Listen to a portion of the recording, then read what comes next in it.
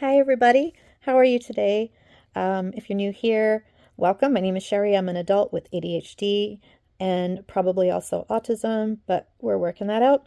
And many of us, like myself, have comorbidities with it is very common to also have depression, anxiety disorder of some sort, OCD, learning disabilities such as dyslexia, and other challenges. ADHD is, from what I understand, primarily an executive functioning disorder. So if you're new to learning about ADHD, you might think of it amongst the stereotype.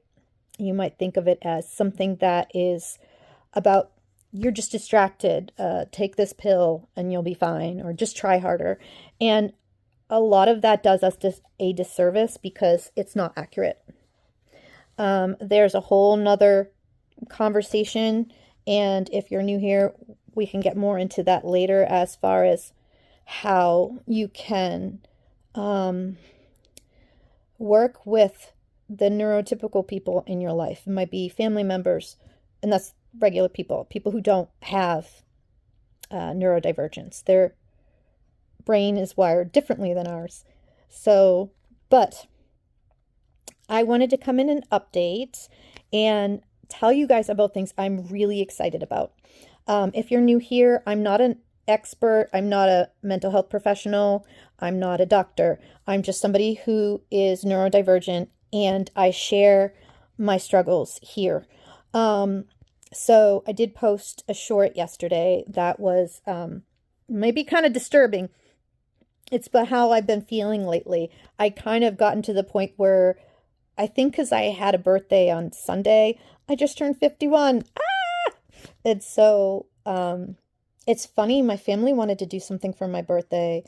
A good friend of mine wanted to take me out, and I really didn't want to do any of it. I wasn't feeling it. And because I've been struggling with this whole mess in my house, I pretty much got fed up. And I know that my fiance, he's been struggling in the relationship with me, and I've been struggling for a really long time. Not to get into anything personal, just things that are typical. And if you're neurodivergent and you're in a relationship with a neurotypical person, I mean, we are all different. We each have our own struggles. So two neurodivergent people may look very different from each other with what they struggle with. I can only talk about my experience and my feelings and my thoughts and what I've seen. And because I've had to basically go become an expert in ADHD, because, you know, in your day-to-day life, you'll hear, it almost seems like everybody will be saying these things to you, and everybody thinks they know better, and you can't even talk to people about it. Not that you even want to. You don't want to be different. You don't want to feel there's something wrong with you. But sometimes you have to bring it up, and it sucks because everybody has these, like, it seems most people are going on these old stereotypes that have been debunked like 20 years ago. Like, literally, I have read in ADHD books that those things aren't true, and people are still believing them, that it's overdiagnosed or it's not real or everybody has it. And that is very similar to what I think a lot of people with autism hear as well. So what I wanted to do today is, if you saw the short I just put out yesterday, I apologize. It looks very stressful. It's very chaotic. I'm basically fed up walking around my home showing how bad it's gotten. So the short version of everything is, when my cat got fixed, I had to try to keep her calm, and I know that I already released a video, and I'll get distracted if I go back to watch it to see what I have and haven't told you. So I probably have already told you. But I had to like rest with her a lot. She ended up getting this bulge on her belly that looked like she had a hernia, and I got really scared. And I thought we were going to have to, sorry about this. So she ended up getting this bulge coming off of her belly around where the sutures were. And so we were scared. I was scared that she was getting a hernia.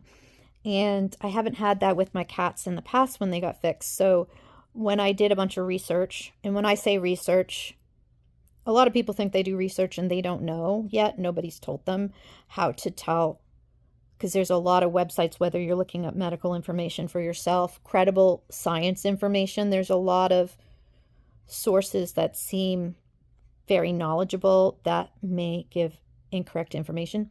So with cat health as well, I made sure I went to like veterinary websites, not any site that is about animals and they may have veterinaries on them, but from actual veterinary organizations to learn about the different ways they can get a bulge. And they actually showed the tests that they would do. And it's just like, if you push it, if it goes away, it's a hernia. If you can push it down, and if it doesn't, then this is really common. And it's harmless. Well, it's the body's just basically built up fluid where it's healing underneath the skin. And then eventually it kind of goes down. So luckily that's what it was. And I kept going on the fence of whether or not to call the vet. So I would give it a day or two. And then it started slowly coming down. And as of like a day or so ago, it's like gone. We have a tortoiseshell, and I don't know if you've ever heard of Tortitude. She walks around like she owns the place, and she is a little sassy. And I've been around cats my whole life, so I thought that, but I've never had a calico or tortoiseshell. It just worked out that way. I think I've had 11 cats in my life, and never a tortoiseshell. And it's all true. All the people at the vet's office were like, yep, it's true. It's true. And she's not like any cat I've ever had. You can't, I mean, cats are like this anyway, but amp it up. And the fact that she's been chewing cords, I'm like, she's going to get electrocuted. I'm having to go online and look for chew toys. I'm like, they don't make chew bones. Like for dogs, like they make them for dogs. They don't have chew things for cats who want to destroy everything. And she's beyond the teething phase. So yeah, we had to do some looking around, and I still have to find out if some of these chew things are actually safe, even though the websites I found said they were. They're a special kind of, they're made out of wood, but because, and I'm like, how is that not going to make splinters? But I guess because it's made out of, it's called wood, but it's made out of a plant that's more like a vine. And then when they chew it, it kind of gets soft and it turns into mush. So it won't harm them. But anyway, ADHD. I'm getting off track. Hold on one second. Okay. I was like, okay, what was I going to talk to you about? I'm not even going to edit this. I haven't been in the habit of doing videos for a while. And I have been telling you guys I'm coming back, and I am.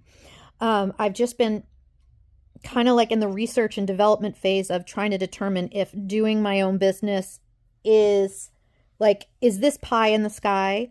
Is this something that actually can be successful? I had to just really sort through a massive amount of information online because I don't want to rush into something, ADHD, and we like to just go down rabbit holes, right? Which I have done a little bit. I have done because it's just the nature of what I'm doing. It's going to happen. So I'm just trying to manage it so that it's not that bad. But yeah, there's going to be days where I'm just up all night. It's just part of it. Because right now I am researching. I'm really proud. Yay. I want to clap, but I can't because I'm holding my phone with my hand. A couple days ago, I was kind of depressed and fed up, and I was just like, I'd be like, all right, guys, I actually recorded something and I haven't edited yet where it was first thing in the morning, and I'm like looking at how disgusting my house was. And the thing is that it got so messy because we had to move everything around. We had to move a little sofa up against the bed. We had to have the litter box in here. It was a mess so that she didn't jump up onto this little hole in the wall to like get into the other room to use. Oh my God, it was such a nightmare. And she still was going to try to jump everywhere. But now it's like okay, that's done. Time to get back to how I want things. And so my goals right now are to figure out how I want this room set up. I have to bring my computer from the other room in here somewhere. And we live in a small house, so it's really tricky to kind of figure out what's going to fit where and how I'm going to move the furniture around to accommodate that desk. And it's got to go against a wall. I didn't want to put it in front of the window because she loves to run up and down and around there. So she'd be like knocking over my computer all the time. So I haven't figured that out yet. And there's piles of clutter everywhere. So on my birthday, I had asked my fiance if instead of us celebrating, can you just help me clean? Because they've been waiting for me to get my stuff together. Meanwhile, I've had executive functioning issues and stuck in a mess. And I've tried so many times to explain to them why I have challenges and working with my counselor to try to figure out how to communicate. And it's crazy to me. I think that I communicate in a matter-of-fact way. And then the things that I say get taken a different way. Like if I say, oh, just to let you know, like yesterday, just to let you know, Curtis, my fiance, I'm not going to be able to clean today because I worked the night before. I was sick the week before, but I worked and I'm tired, and these are the things I'm working on. I was editing a video, and I was also working on some kinks in one of my designs, like wrinkles, some little things that were going wrong, trying to figure out how I was going to design it. I'm making a beanie that has skulls, a row of skulls, and been trying to figure out how to do that because they're two separate patterns and the stitches are really different. So I'm trying to create one pattern, and it doesn't. There is a version that's a little similar that exists. I don't want to copy people. So if I go and buy that pattern, I'm not going to make it different. So that's a little bit of a challenge as I'm developing some of these items that I want to sell. I'm creating designs in a different way. So, and even though in my head, technically I'm using simple stitches and I've done a million times, when I do them different, I'm surprised because there's these things that I don't anticipate going wrong. Like this tunic sweater I've been making, I made the stitch much looser. I used a much wider hook. And not to get too much down that rabbit hole with you guys, it's already been 13 minutes.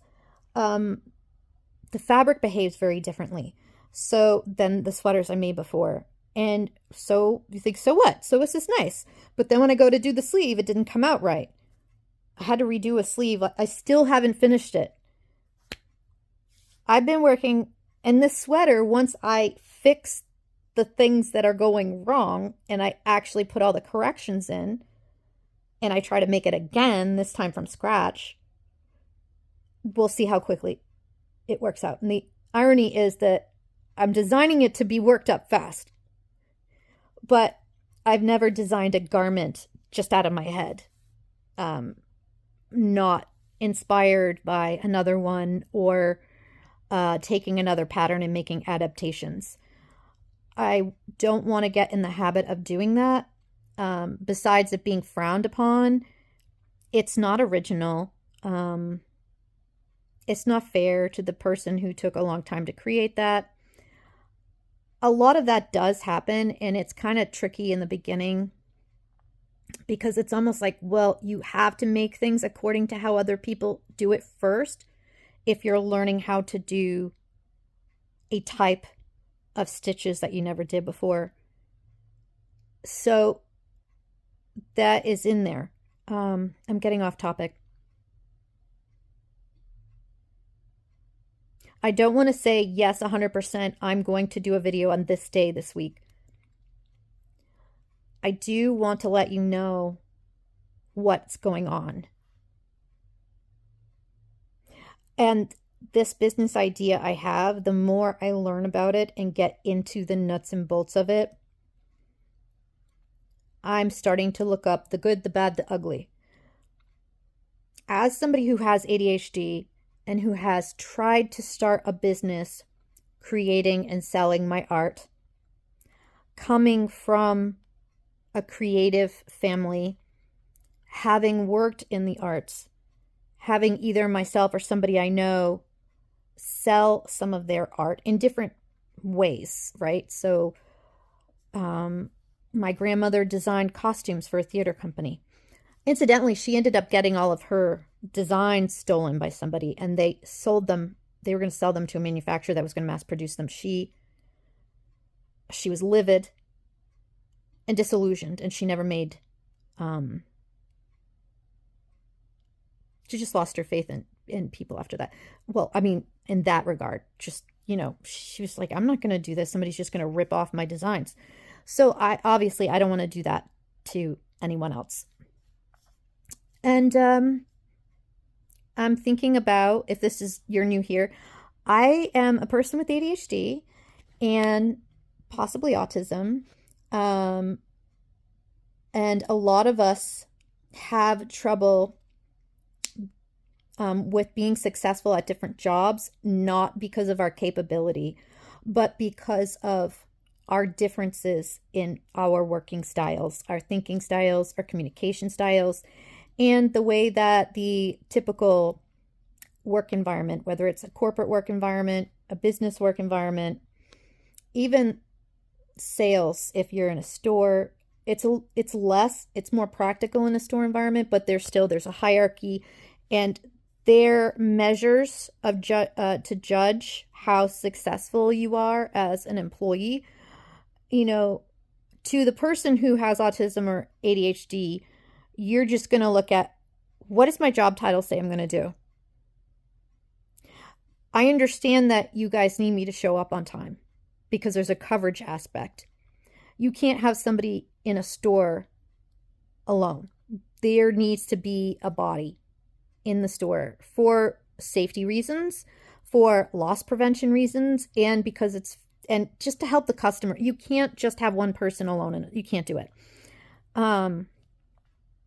But the rigid, they look, and of course I understand why, but they just narrow down on that. And if you can't be exactly on time, if you can't do things exactly as they're required, there's no room for you to want to change things or do things in a different way when things are structured in a hierarchy. Yes, that's the most efficient way for a business to run things, and I respect it. And I have no problem with it when it comes to going to them for help and knowing my place in that. But there are things that just don't jive with the neurodivergent brain, because the lower down you are on the totem pole, you can't have your own thoughts. You can't, because they have to preserve the hierarchy. You're just a cashier. You're just a smaller person. It's not your job. And I get it. How did I get into this? So I think that's good part of it. It won't seem that way if this is the first time you're hearing it. And there's varying figures I've heard, but up to 80% of neurodivergent people are either unemployed or underemployed. I've heard different figures. Some say 30%, some say half, but I hear that a lot, 70 to 80% I hear quite often. And to me, that's like a crisis.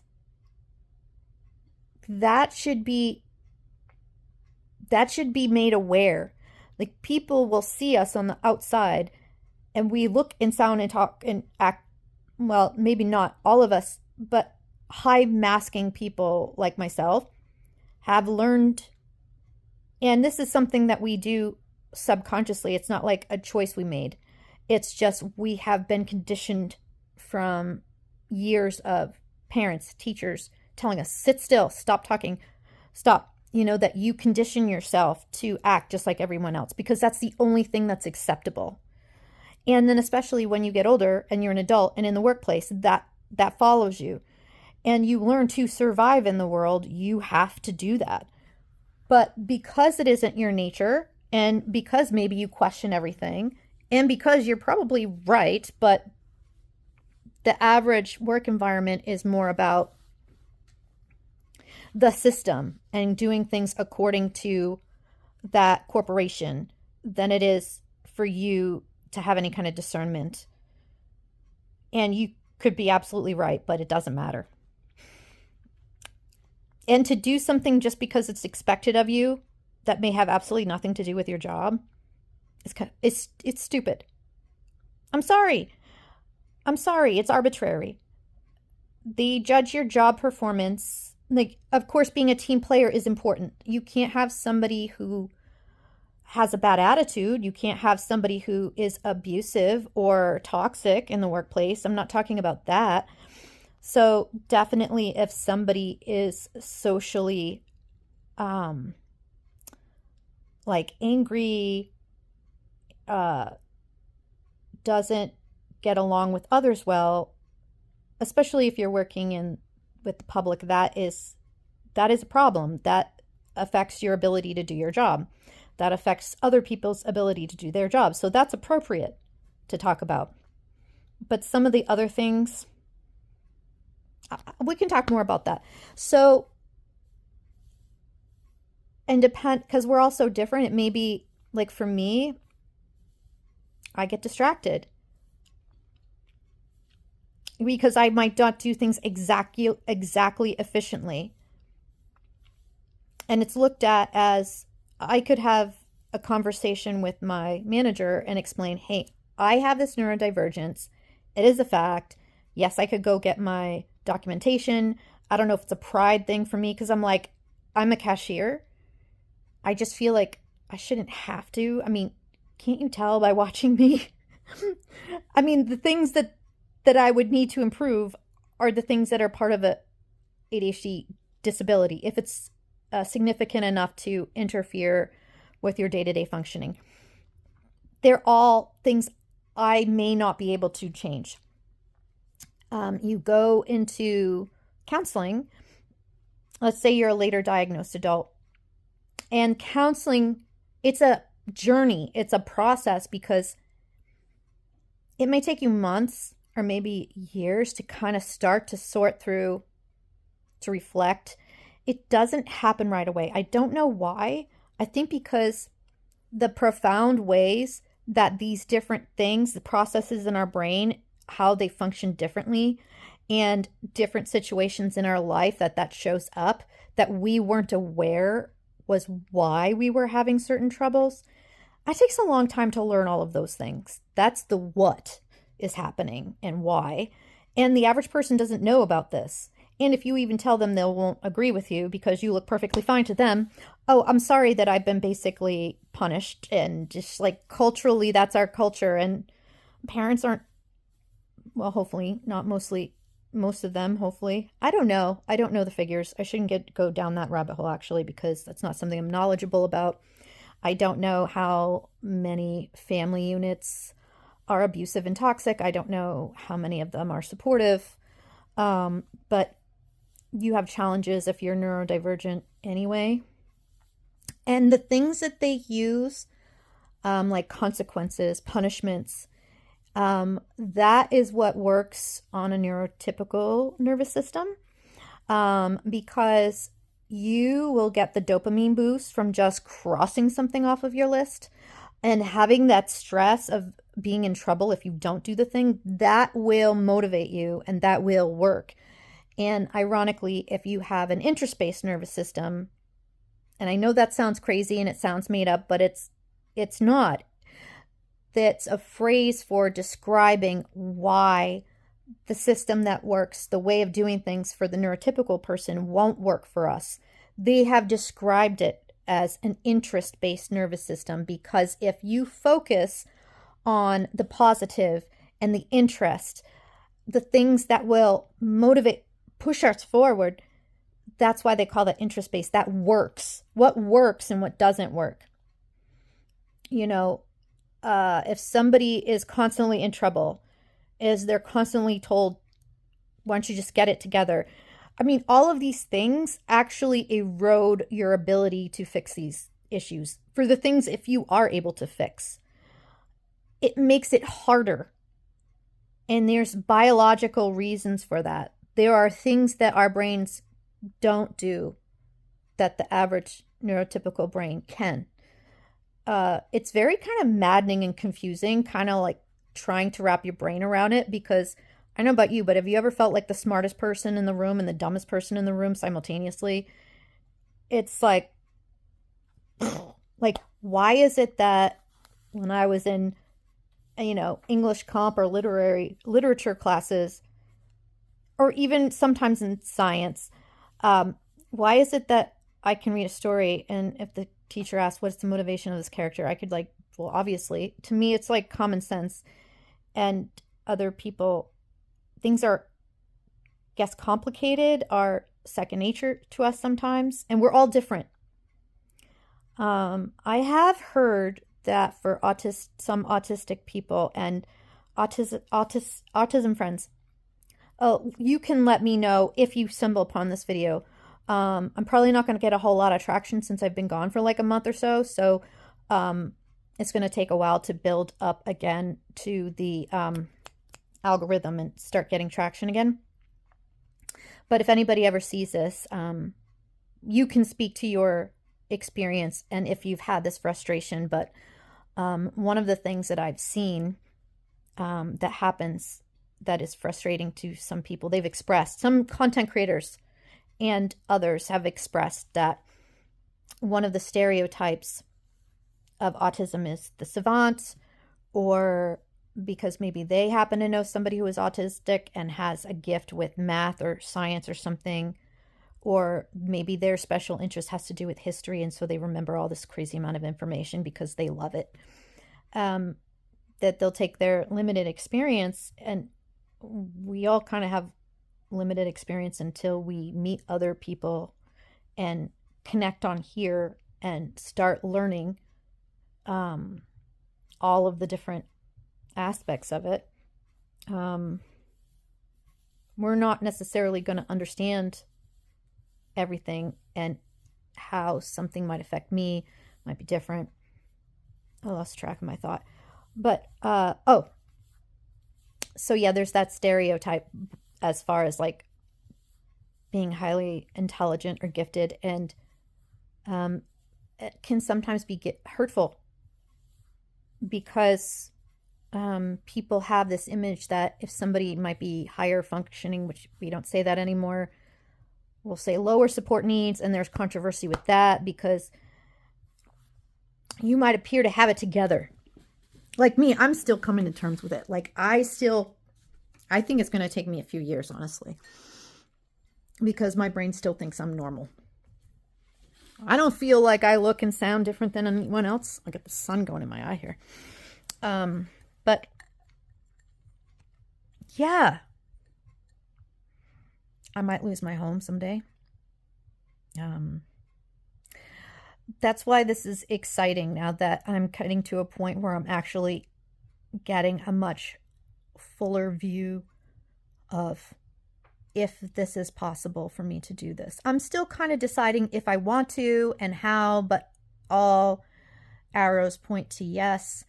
And that's really exciting for me. Another thing that's really exciting for me is you don't need to borrow a lot of money. You could start with no money, I think.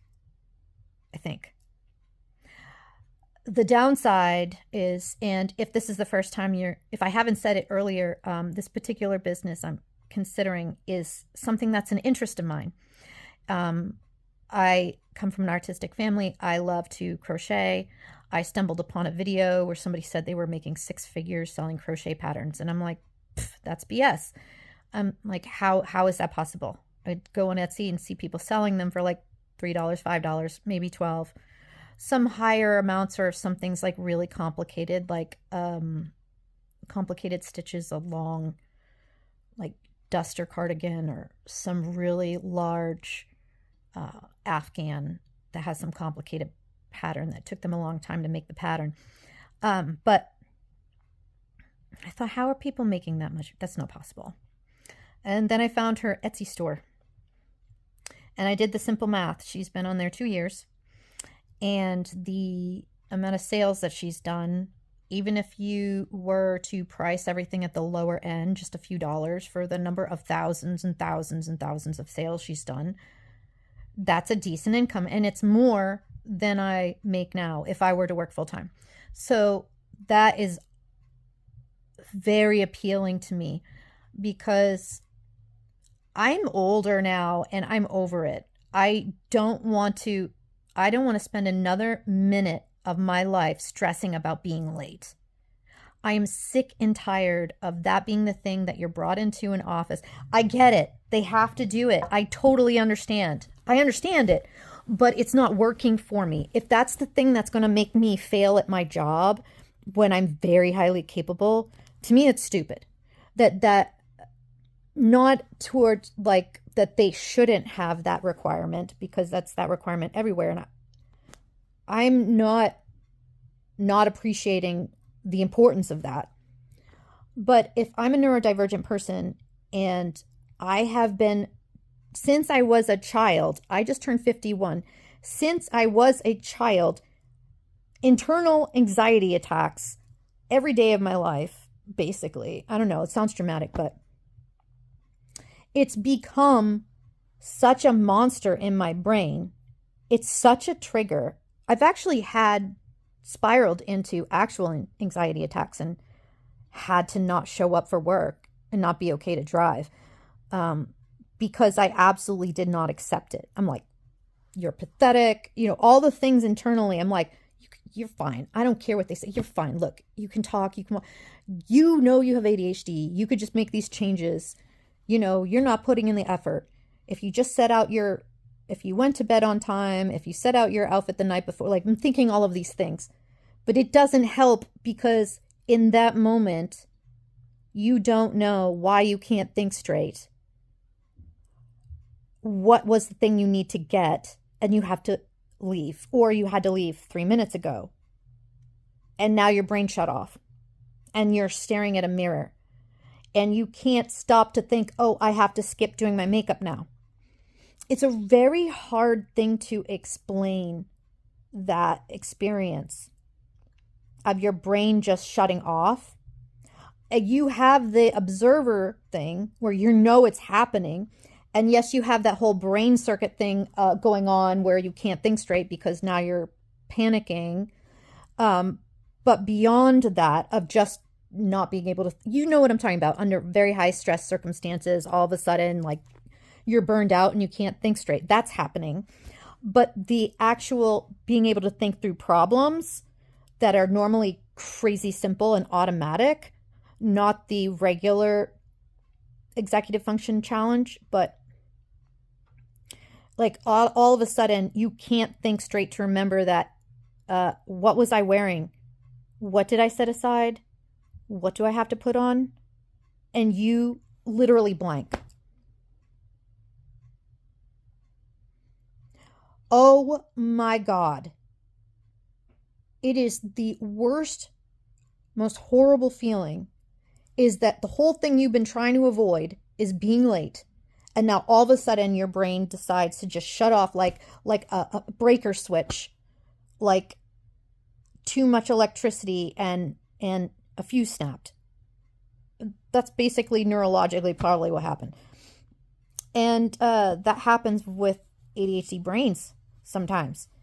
And it's a real thing. And everybody's different. Your ADHD, if you have it, may not be that severe. Maybe it doesn't do that to that point.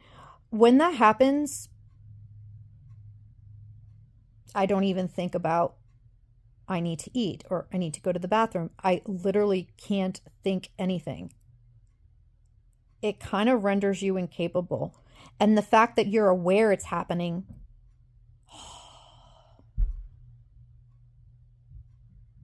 and you've already been telling yourself, no, this is not okay. You're going to get this is bullshit. Just cut the shit out. And now that happens. Now you really don't have control because you can't overcome. You can't just like grab your stuff and go because the basic thought to what you need to grab to go, you feel brain dead. Has that happened to any of you guys? I don't know if there's a word for that. I have to do more research on that. It's the worst. So yeah, it's like basically you'll go to counseling and come to terms with the things you can't do. Counseling helps you to become aware and work through, because everyone's different, start to go through different things over time and learn, okay, what's realistic for you? What are the challenges that you have? Is it poor working memory? Do you need to give yourself reminders? Do you forget from day to day what you're supposed to be doing? What would be helpful? A planner, a whiteboard, and to go through all of those things. And as you start to sort through everything, if you're newer to learning about this, it's a process. It's daunting and it's frustrating. And you're already upset that you even have to deal with this stuff anyway. It's like, no, it's not okay. That doesn't change anything. It doesn't make you more able to fix it. And it's like you have to do these things that you feel like maybe you had to learn when you were a child to just get your shit together. You feel like you're going back to being a child, and you can be at different levels of functioning at different times. So if you have gone an extended period of time being at a job that is poorly suited for your strengths, it doesn't allow you to do the things because it's like not in your job title or socially not acceptable for you to do. Especially worse if you have a micromanager person. I hate that. That just shuts your brain down because now if your emotions go up, your emotional regulation gets triggered and you can't, and all of a sudden you're like, I can't deal with this again. This person's so stupid. You don't have to stand over me every 5 minutes. I know what I have to do. And now, thank you very much. I can't think straight and do it at all. Would you go do something else? I'm not a child. You know what I mean? It's like it. So that approach, nobody likes having a micromanager. Nobody likes it. Some people might need it. It does give you immediate structure, like there's no leeway. But if you have a brain that just shuts off when your anxiety goes up or your frustration gets to a level that it's like a boiling pot and then it just boils and you can't simmer it down, all of your tricks that you've learned in counseling or just in life, like you've just had it. And then once that happens, you blew a gasket and your brain's shot, but you're aware. It's the weirdest sensation. It's the weirdest like reality to experience. It's still real. You're not hallucinating, but a certain part of your brain that does certain things, of course, they're basic stuff to get your shit together, just completely shuts off and you feel so stupid. You feel ridiculously handicapped, which you technically are. How are you supposed to, so when you're at different stages in your day or in your task, whether it's work or home, sometimes you might find yourself going down rabbit holes. And then if you're calm enough and you can stop, reassess, and go back to like, oh, okay, wait a second. What were the things I wanted to do today? Some days you won't be able to get back to that train of thought of what you were going to do because maybe you spent a good part of the day going down a different goal. And now your brain can't switch tasks. I forget the word for it, but people with autism can have that and people with ADHD can have that. It's part of the monotropic thinking. So what do most workplaces and schools do? Is they'll say, well, that's the real world. You just have to get over it. Or, I'm sorry, it's good that you told me that you can't do this, but I have things to do, and if you're going to be in this job, You have to do this. And that's basically your job to find a solution to. So what's the neurodivergent person supposed to do? You know you're just as capable, if not more, than people around you. And yet you feel either blindfolded or handcuffed, that you can't do the things that would help you to do your job better. Either because social rules discourage you from doing it, it'd be considered rude or disrespectful. You just want to just do the job. And it's like, stop focusing on these small things that I don't have control over. And then now you paralyze me so I can't think straight and work at all. And if I go to tell you and spend time confiding in a meeting with you confidentially that I have this, and then you say, I'm sorry, well, you're going to have to get documentation on that. That is also, the disability law has not caught up with that. So still today, so if you look up the Americans with Disability Act and learn about that, ADHD is classified as a disability under the Americans with Disability Act and some other law regulation. And you do have rights to have job protection. However, you still have to provide documentation. You still have to, see, this is where the protection comes in. If you are able to get documentation from your doctor's office or whatever health insurance company you have, and have your doctor write a note, or you're able to somehow transfer those records and diagnoses over, which I kind of feel like we shouldn't have to do. Isn't that supposed to be confidential? Like, isn't that, I mean, if you think about that, ironically, your diagnoses and personal mental health issues, as well as physical disabilities and illnesses, are protected personal health information. And that is something that technically you're not required to share because that's private. But if you want the accommodations and not to get fired because you're always late or whatever the thing is, because we're all different. Somebody else might have a different issue than I do, and they can't overcome it. The reason you go to your manager to disclose is to let them know what you can and cannot do. And then the neurotypical brain hears that, and what I've experienced is, and by people in my immediate family as well, they think I'm either making an excuse, which is hurtful to me. Now you're insulting both my intelligence and my integrity as a person. Now I can't trust you. And now you've embarrassed me and made me feel bad about myself. Now you think I'm a liar or a baby. So as it was, I knew it was risky to disclose to you. It's still that way now. It's a lot better than it used to be when I was first diagnosed in the Y2K era. But it's still risky if your job is safe, because everybody seems to be, I was ableist until I learned about these things, as I didn't know better, because it's the cultural beliefs about what ADHD is and isn't, and neurodivergence. It's starting to become more exposed, but as that exposure is growing, which you would think would be more helpful, there is pushback. So people are like, oh, so many people are getting diagnosed now. It's not real. Too many people are getting diagnosed.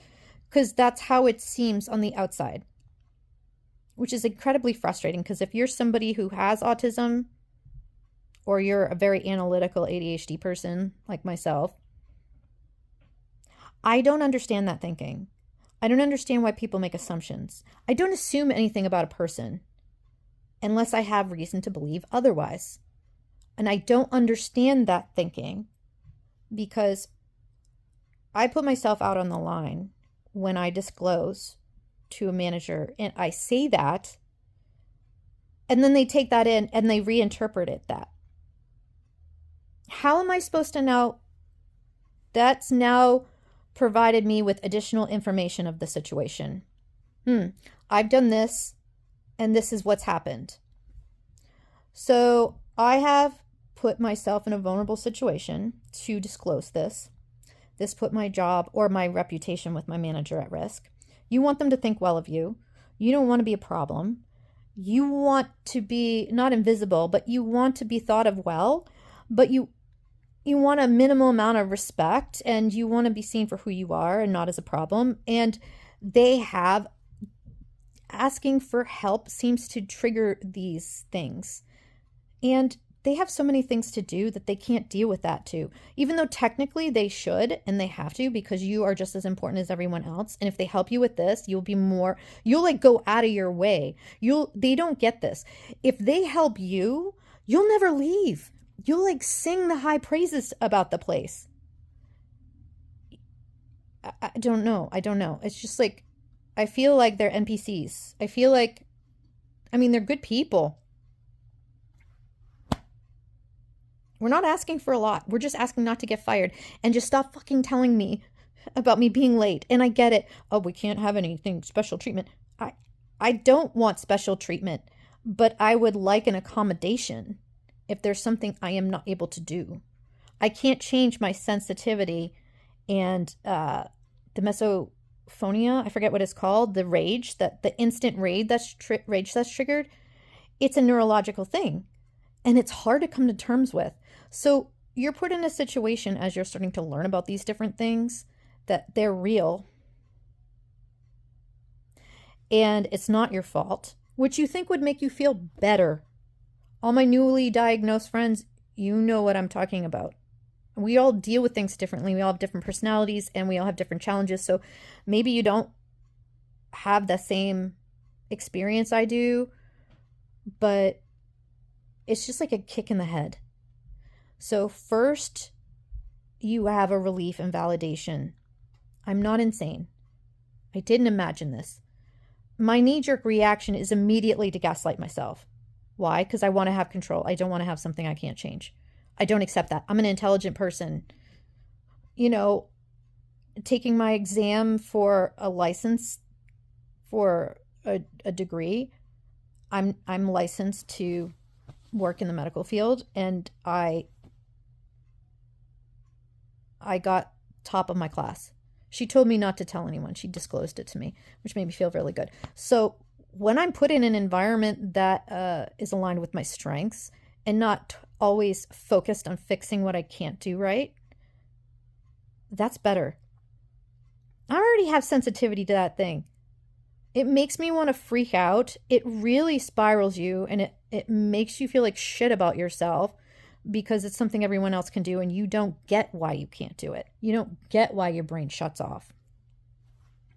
I still can't explain it. I can't explain it. Anyway, rabbit hole. I have to stop because we're at 48 minutes. But yeah, I've kind of distilled down, and I've been using AI as an accommodation for myself. So I would like to talk to you guys soon about how I've been using AI. I know I mentioned it in the past, and then other things kind of came up, and I wasn't able to put time into doing content to really kind of get into that. But if you are able to, with your level of, I guess it is a level of functioning, even though you're not supposed to say high functioning, low functioning. Oh, so complicated. I don't know the right terms, and I get it. And then support needs, although it's true, high masking people, it's a totally different thing than somebody with profound autism. They're just two different animals. They're two different animals.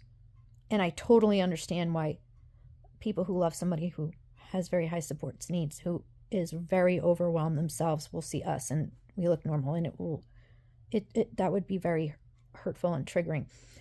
But I've been doing some thinking about that too. I think it's kind of the equivalent of,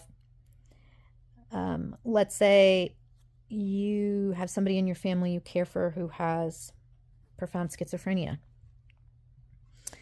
And then somebody comes on and talks about their struggles with mental health. And you might be like, you're not wanting to murder people. You're not thinking, it is totally different level of challenges. It is. But that person who may secretly want to unalive and is kind of able to white knuckle it through and fake their way and mask and seem okay on the outside, who inside hates themselves and thinks they shouldn't exist and has a chemical imbalance and is a danger to themselves? Is that less of a mental illness? It's still mental illness. It's not schizophrenia. So I kind of feel like profound autism and please forgive me. I've just been learning about this the last 2 years. So this is just my thoughts and reflections and the level of understanding that I'm at now in my way of looking at things. And as I learn more, if I make any mistakes or if I'm looking at something in the wrong way, be kind and forgiving and gentle with me. And feel free to let me know. As far as as I find a way that I can support myself without having, I feel like there's 2 choices, maybe 3. You can be a content creator. If you have neurodivergence and you don't fit into the typical corporate hierarchy, and that brings out your weaknesses, and that is just not acceptable because they need you to do, you have to be like this perfect employee. You have to have perfect attendance, perfect timing.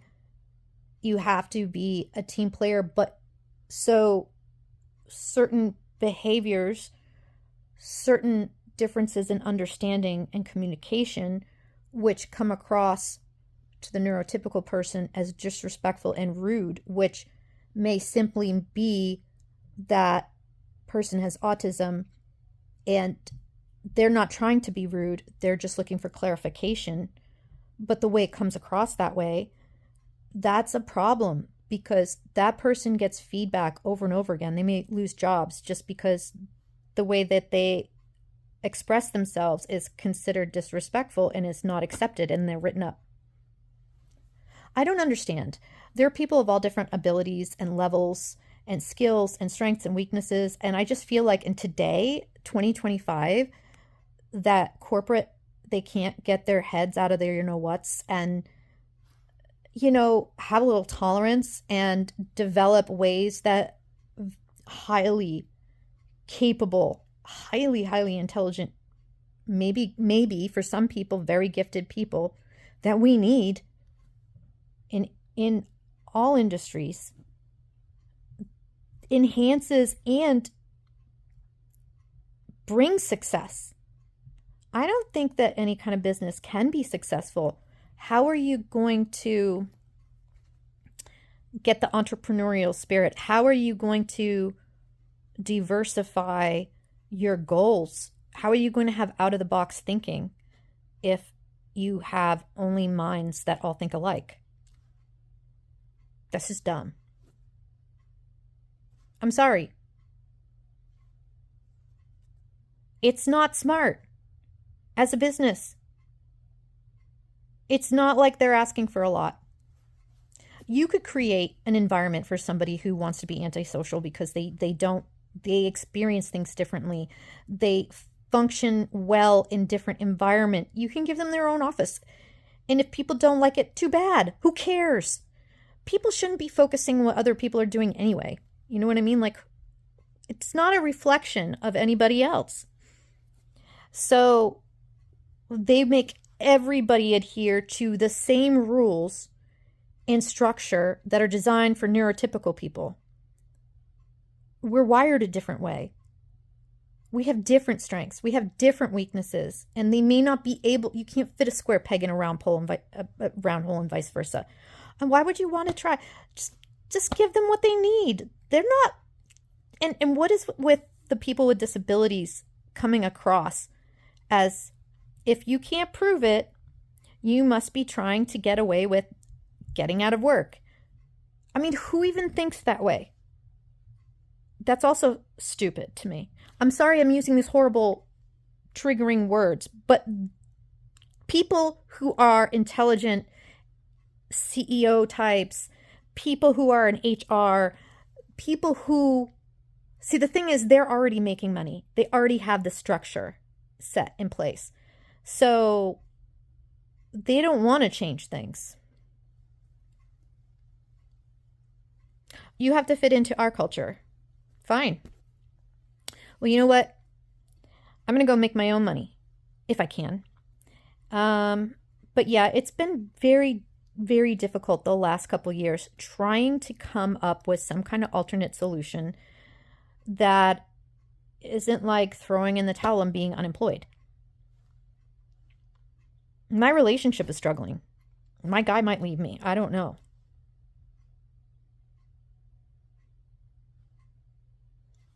Can I change? I can change some things, yeah. I can get fed up and change some things. But it doesn't make me neurotypical. And I am tired of hating myself for certain failures. I'm tired.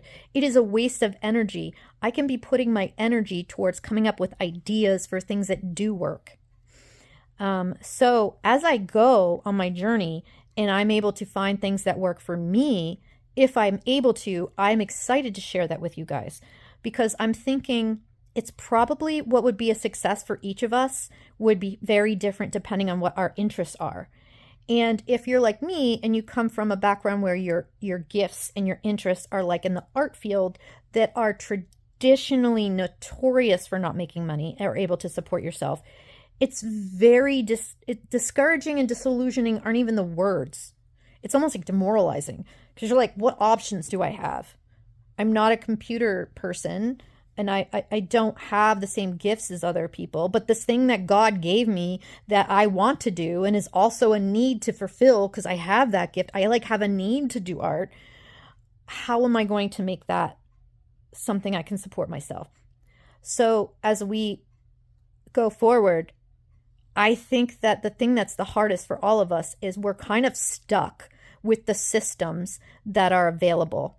And when you're growing up and going to school, and then you're going through the paths available to us in life, the well-worn paths and compass and map of the directions that you can go in life in a way that is wired towards who you are is the neurotypical way. So if you're wired fundamentally different and your gifts are fundamentally different, it's like you have to go into the woods in a path that hasn't been carved out already. So you already have a disability and nobody believes you and thinks that's your problem to fix. So you're stuck by yourself with no accommodations. And especially if you're high masking.